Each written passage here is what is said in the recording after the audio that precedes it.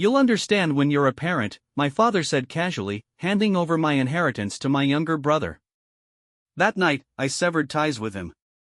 Days later, a letter arrived in the mail. You know, I replay that moment in my mind more often than I care to admit, the clink of his spoon against the ceramic mug, the rustle of a newspaper he didn't even read. And then, just like that, he said it, "You'll understand when you're a parent."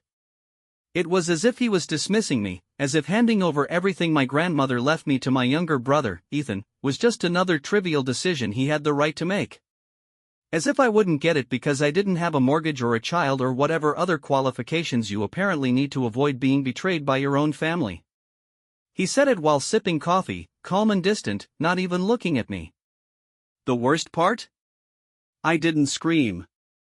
I didn't demand an explanation. I just stood there in the kitchen, watching the steam rise off his mug, trying to make sense of what I had just heard. The morning light slanted through the blinds, casting prison bar shadows across the linoleum floor I had helped install 3 summers ago when Dad couldn't afford a contractor. The same floor I had poured my sweat into while Ethan was off at college, building his future. I always thought grief came in waves, but this was something else entirely. A cold snap, a stillness. The kind of silence where something inside you quietly dies. Because this wasn't just about money. It wasn't even about the house or the land or the savings my grandmother had quietly accumulated in her old age. It was about all the years I stayed, all the years I was reliable, the one who helped pay the bills when Dad's job dried up, the one who visited Grandma when nobody else could be bothered, the one who didn't make trouble, the one who sat by her hospital bed those final weeks, reading her favorite Agatha Christie novels aloud until my voice gave out, while Dad made excuses and Ethan sent flowers with a card someone else had written. I remember Grandma's hands during those days, paper-thin skin over blue veins, her wedding ring loose around her knuckle. She'd squeeze my fingers sometimes, right in the middle of a paragraph, like she was telling me a secret without words, like she was trying to warn me. But it didn't matter, none of it mattered.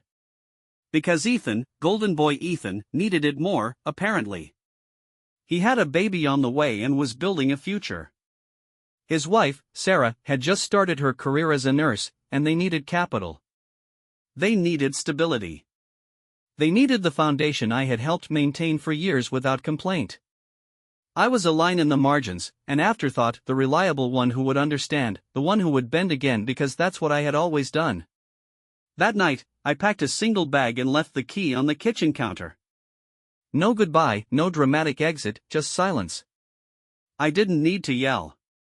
I think part of me knew that any noise I made would only echo back at me, unanswered. I drove away from that house, the same house where I had helped Grandma plant roses along the fence line, the same house where I had fixed leaking pipes and replaced shingles after storms. I checked into a motel on the edge of town, the kind with faded bedspreads and water stains on the ceiling, the kind that charges by the week because they know desperation when they see it. I thought that was the end of it, but then 4 days later, a letter arrived, no return address, just my name written neatly across the front in a sharp, unfamiliar hand. I almost tossed it in the trash, junk mail, probably, but something made me pause. The paper was too thick, too official. That was when everything changed. I opened the envelope, standing over the kitchen sink of my dismal motel room. The paper inside was stiff and neatly folded, like something out of an old detective novel. The first thing I saw was the letterhead, a law firm in Chicago I had never heard of. Beneath that, a name I hadn't seen in over a decade, Benjamin Albright, Esquire, executor of my grandmother's estate. That stopped me cold. I sat down on the edge of the sagging mattress, my heart already picking up speed, and began to read. It wasn't long, no dramatic preamble, just a direct line into the kind of truth that guts you with its simplicity. Mr. Chambers, this letter is being sent to you per the instructions of Margaret Evelyn Chambers to be delivered in the event of any legal dispute or significant deviation from the execution of her final will and testament. There it was, her name. Just seeing it in print made my throat tighten. I could almost smell her perfume, something light and floral that seemed to linger. He didn't interrupt, he just took notes, leaning back in his leather chair, the kind that creaks just enough to remind you it's expensive. Finally, he asked me one question: do you want this cleaned up or burned down? I looked him in the eye, the sun streaming through his office window casting half his face in shadow, making him look like 2 different people at once. I understood the feeling. Burn it down, I paused, but quietly he smiled just a little. Then we started with the trust accounts. Apparently, my father hadn't just manipulated the will, he'd also set up a side account under Ethan's name, seeded with money that legally wasn't his to move Grandma's savings, the proceeds from the property sale, a few offshore transfers that were sloppy enough to trace if you knew where to look. And Nate? He knew exactly where to look. By the end of the week, we had filed an injunction to freeze the assets. I didn't even have to call my father, the court order did that for me. Ethan would wake up the next morning thinking his world was intact, and by noon, it wouldn't be. I went back to the motel and slept for 12 straight hours, dreamless and deep, like I was catching up on years of vigilance. Ethan called me the next day. It was early, 7:14 a.m. I remember because I was staring at the coffee pot, watching it drip into a mug that said "World's Best Brother," with a chip on the rim, a leftover from the motel kitchen that seemed like a cosmic joke. My phone lit up with his name, and I almost didn't answer. Part of me wanted to let him squirm, but curiosity won. "Hello?" I said flatly. There was a pause, then his voice, a little too upbeat. "Hey, man, weird question. Did you change the login info for the trust account?" I didn't respond, I wanted to see where he'd take it. He laughed nervously. "I tried to transfer rent this morning, and it said the account's frozen. Some legal hold or something. Must be a glitch, right?" A glitch? It took everything in me not to laugh. For days ago, he had stood in our father's kitchen, accepting my inheritance without a word of protest. Now he wanted my help maintaining the illusion. "You should talk to Dad," I said instead. "He might know more." I could almost hear the gears turning in his head. The silence stretched, then snapped. "Wait, did something happen? You know, between you and him?" I didn't answer. I hung up, not dramatically, not angrily, just a simple click, and I went back to my coffee. By noon, I got a text from my father, one line, "We need to talk. Call me." I didn't reply. I'd already said everything I needed to say with that injunction. Nate, meanwhile, had gone full surgeon. He filed a motion to challenge the fraudulent will, pulled property records to show the house had been sold under false pretenses, and initiated proceedings to reclaim both the estate and the money. Everything was moving faster than I expected, but the best part? They didn't know how much I had: the digital trail, the emails, the notarized will, the accounts. Every thread they'd hoped would stay buried was now being pulled together like a noose. That afternoon, Nate called with an update. "They've lawyered up," he said, "but it's messy.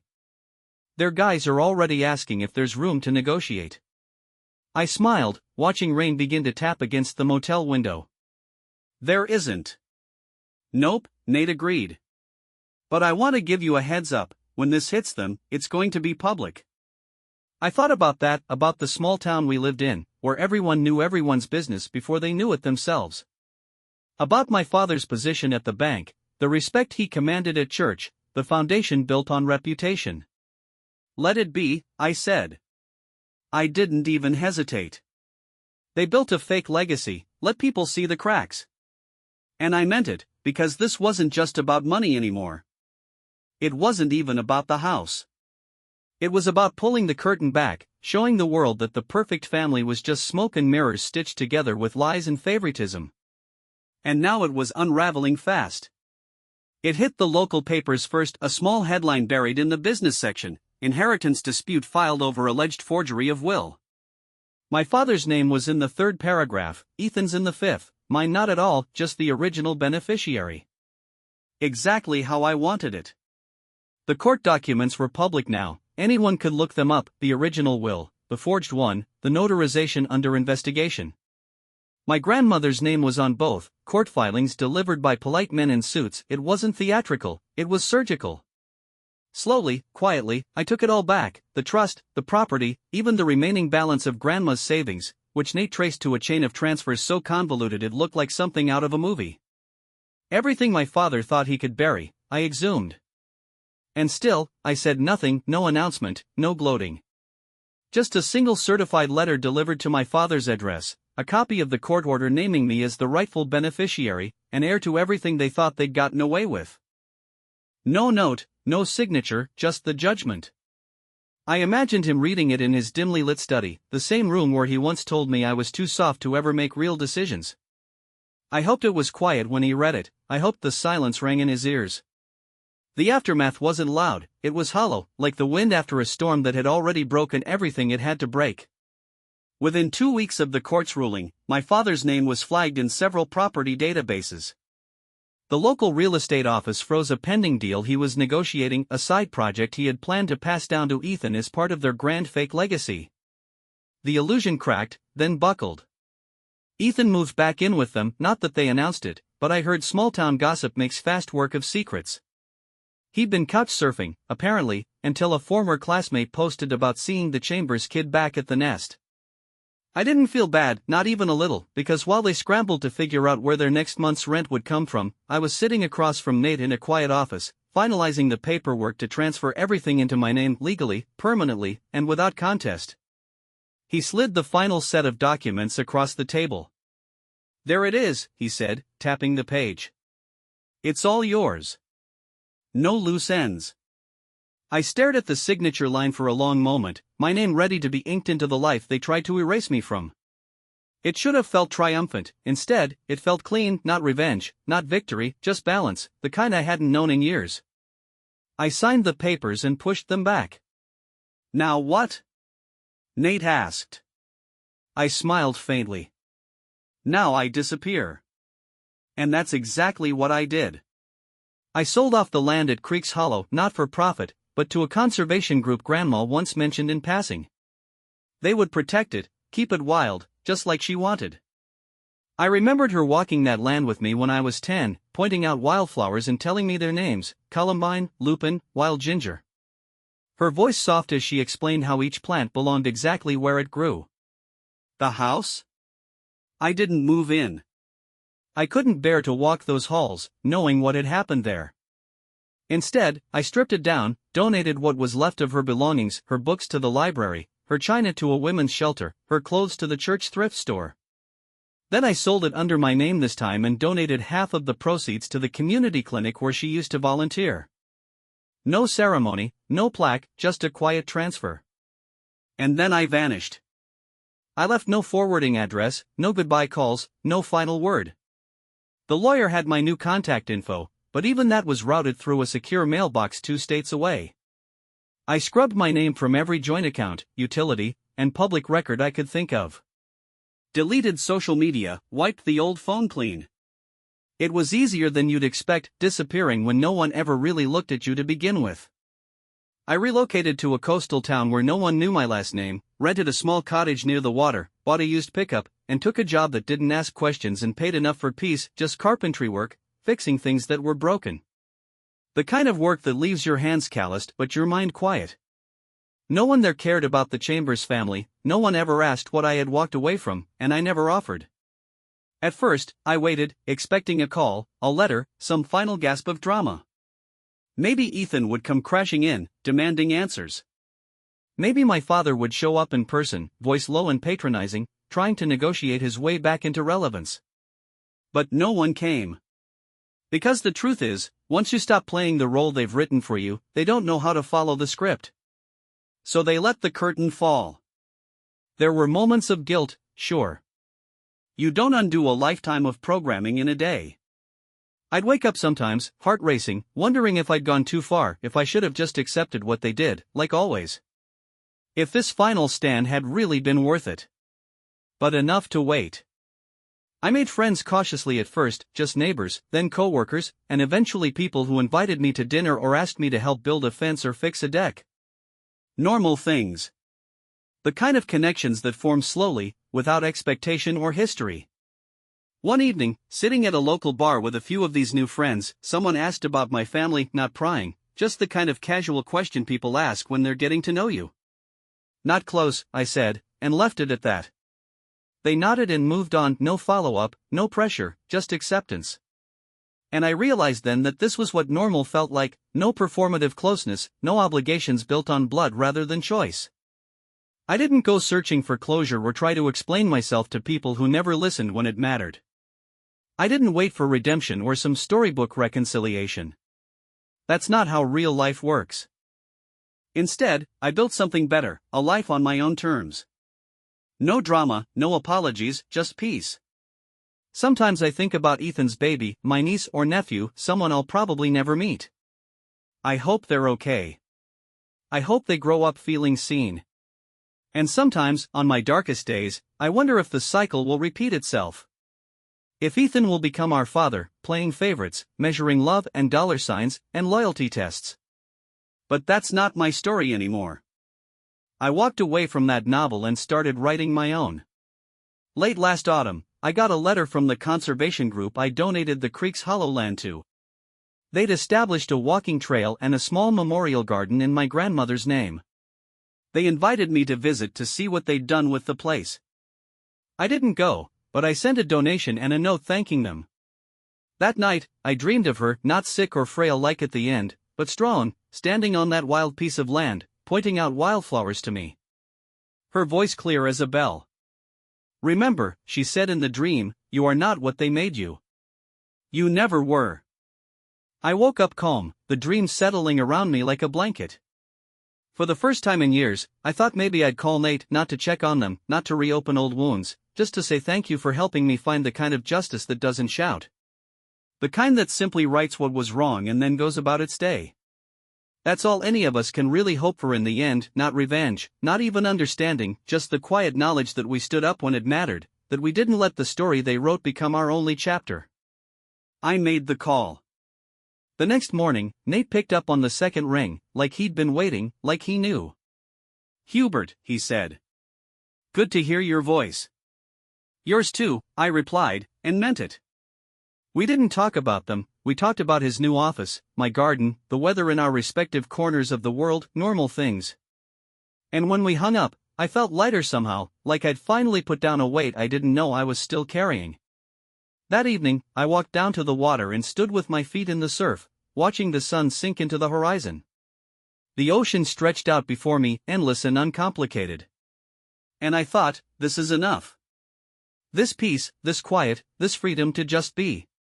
It was never about the money, it was about finding this moment, this space, this version of myself that isn't defined by what was taken or what was given back. Just me, standing on my own shore, watching my own sunset, finally understanding that some inheritances can't be written into wills or contested in courts. Some you have to claim for yourself. 3 years passed like that, quiet, steady. The kind of life where weeks blend together in the best possible way. Then, on a Tuesday morning in April, my phone rang, a Chicago area code. I almost didn't answer, but something made me pick up. "Mr. Chambers?" A woman's voice, unfamiliar, professional. "This is Andrea Wilcox from Albright Legal Associates." My stomach tightened. Benjamin Albright's firm. "Yes, this is Hubert. I'm calling because we've received some documents you should be aware of." Her voice was careful, measured. "Your father passed away last week, a heart attack." The news landed strangely, not grief, not satisfaction, just a hollow factual space where emotion should be. "I see," was all I could manage. "According to our records, you're still the legal owner of several assets formerly in dispute." She paused. "Your sister has filed a petition to reopen the case." Of course she had. Even with him gone, the patterns remained. I closed my eyes and asked the obvious question. The message was clear: let's meet. The next day wasn't about courtrooms or lawyers, it was about something more direct. I drove to Rachel's house, no longer the expensive condo, but a modest split level in a newer development. I didn't call ahead, I just knocked. When she opened the door, the shock on her face was almost worth the 3-year absence. She had aged more than time should allow. Fine lines around her eyes, her hair shorter, streaked with premature gray. "Hubert," she recovered quickly, standing straighter. "I'm surprised you had the nerve to show up here." "Hello, Rachel." I didn't rise to the bait. "I think we should talk." "About what?" "How you destroyed our family. How you couldn't just let things be." I handed her my phone, the video queued up. About how there's no way Grandma signed a new will on March 18 when she was bedridden and I was the only one there all day. She stared at the screen, color draining from her face. I have the security logs for the entire week, I said quietly. You weren't there. Dad wasn't there. No lawyer, no notary. She handed the phone back, fingers trembling slightly. You don't understand. I understand perfectly. Dad died still trying to fix things for you, still trying to rewrite the story. A child's voice called from inside. Mommy? A little girl, maybe 4 years old, appeared in the doorway behind Rachel, my niece. She had our grandmother's eyes. Something shifted then, not forgiveness, I wasn't there yet, but perspective. We can do this 2 ways, I said, lowering my voice. You can withdraw the petition, or I can submit this evidence and press charges for attempted fraud. Rachel looked back at her daughter, then at me. He left us with nothing, she whispered. The reverse mortgage, the loans, were drowning. I hadn't come prepared for honesty, it disarmed me more than any legal threat could have. Withdraw the petition, I said finally. I'll have Nate set up a trust for your daughter's education, not for you, not for your husband, for her. It wasn't forgiveness, it wasn't reconciliation, but it was something my grandmother would have understood, taking care of family without enabling the cycle to continue. Rachel nodded once, a small, defeated gesture, the closest thing to acknowledgement I would ever get. One condition, I added. She needs to know the truth someday, about Grandma, about all of it. Why? Rachel asked, genuine confusion in her voice. Because some inheritances aren't about money, they're about who we choose to become. I didn't wait for an answer. I left my contact information with specific instructions about the withdrawal and the trust, then walked away, not in anger this time, not in hurt, just with clarity. I didn't stay for the funeral. I didn't need to see him lowered into the ground to know the chapter was closed. Instead, I drove to Creeks Hollow, to the conservation area that had once been Grandma's wild patch of land. The memorial garden was small but beautiful, a simple stone bench faced a meadow of wildflowers, columbine, lupin, wild ginger, just as she'd shown me all those years ago. A small plaque read simply, Margaret Evelyn Chambers, she saw beauty where others saw weeds. I sat there until sunset, thinking about inheritance, not money or property, but the deeper legacies we receive, the patterns we choose to break or perpetuate, the stories we tell ourselves about who we are and where we come from. I couldn't change what had happened, I couldn't undo the damage my father had done or heal the divide between Rachel and me. But I could ensure that one small person would have options I never had.